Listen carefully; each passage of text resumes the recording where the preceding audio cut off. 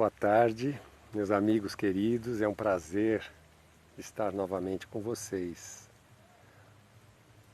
Nossa reflexão de hoje vai tratar de um assunto muito oportuno para a data. Essa semana, que os cristãos chamam de Semana Santa, é a data mais importante das religiões cristãs.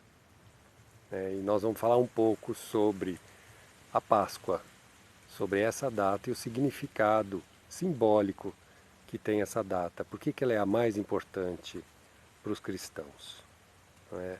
Então, todas as religiões, não só o Espiritismo, que seguem o Evangelho de Jesus, né, elas comemoram esse evento que alguns chamam de Páscoa, né, que é um nome que vem da tradição hebraica, da tradição judaica, que significa passagem para os judeus, né, e que a gente poderia traduzir no nosso idioma como renascimento, né, passagem de um plano para outro. E, qual o significado simbólico, né?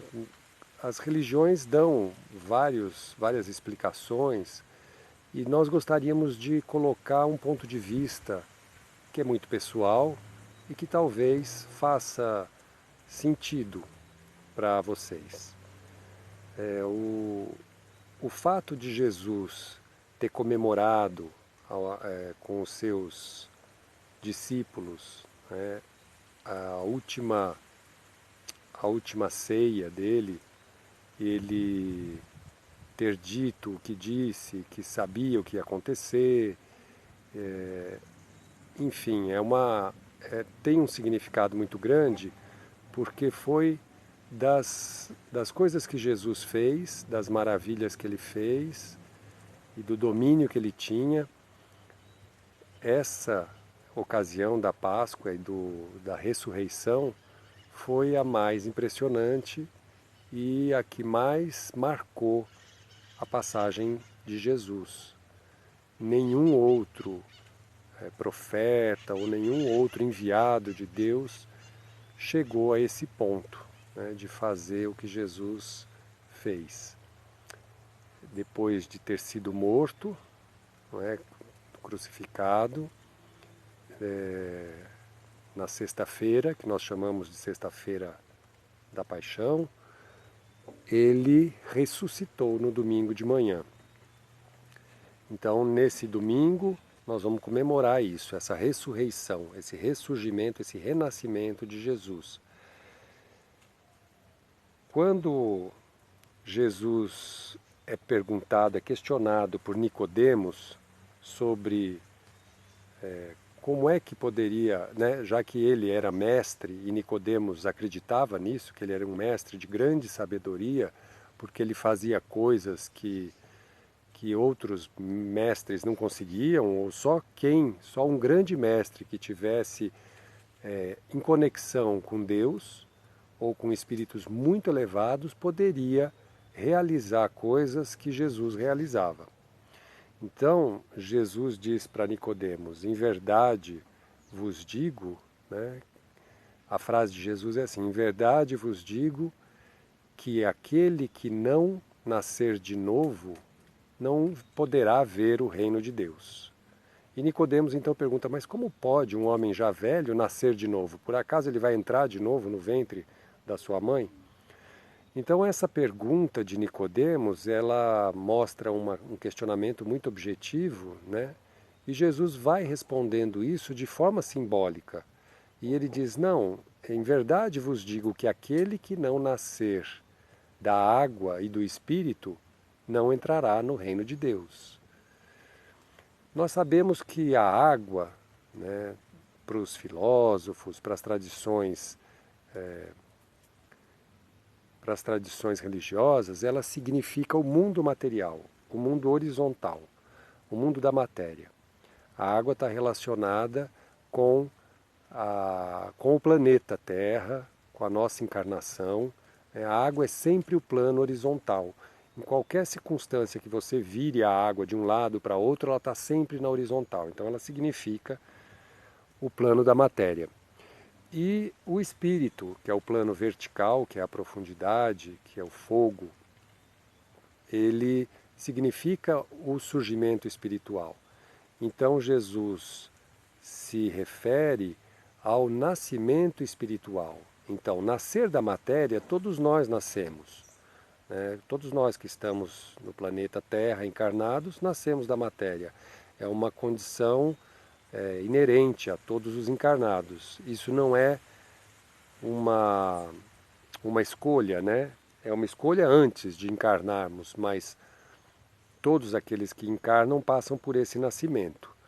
Agora, o renascimento espiritual, o nascimento para o espírito, esse depende da nossa vontade, das nossas escolhas, da nossa busca.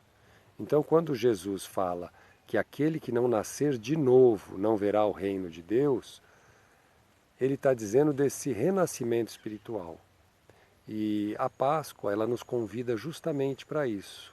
Muitos de nós olham para essa passagem do Evangelho e fica, às vezes, confuso e assustado, né?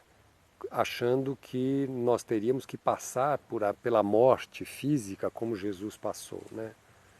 E na verdade, não precisamos passar pela morte física para esse renascimento espiritual.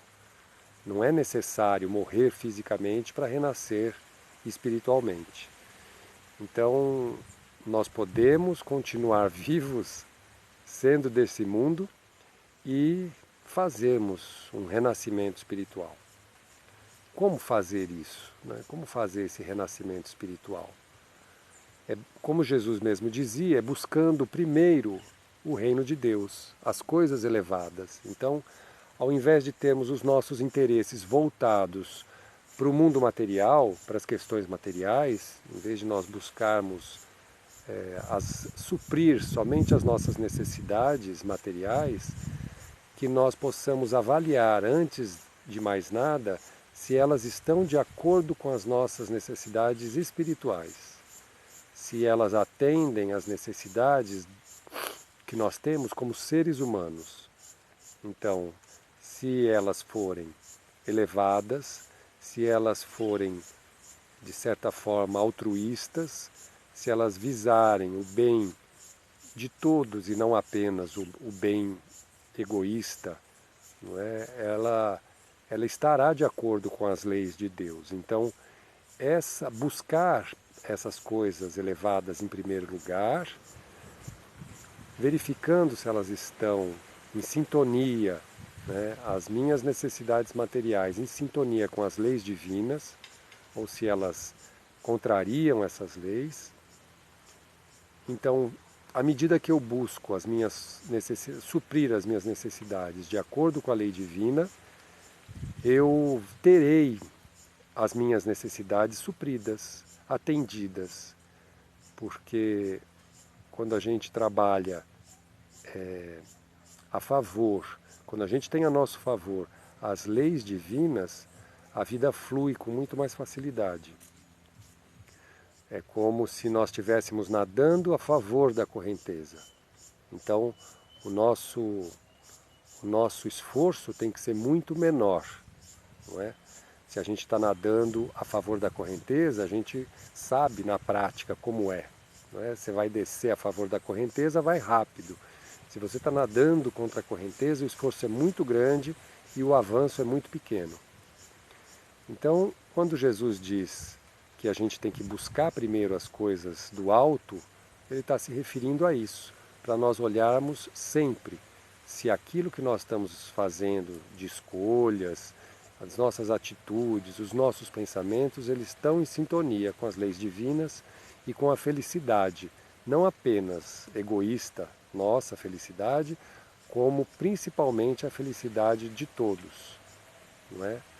Então, esse renascimento espiritual, que é o símbolo da Páscoa, né, o ovo de Páscoa, ele traz essa simbologia. né? O ovo significa uma vida em potencial, né? Algo que pode eclodir. E essa eclosão depende do nosso esforço, da nossa dedicação, do nosso cuidado e da nossa vontade. Então, que a gente tenha uma Santa Páscoa, uma bela reflexão nesses dias, né? Que nós possamos entender os símbolos e a grandeza dessa mensagem trazida por Jesus. Então, uma boa Páscoa a todos.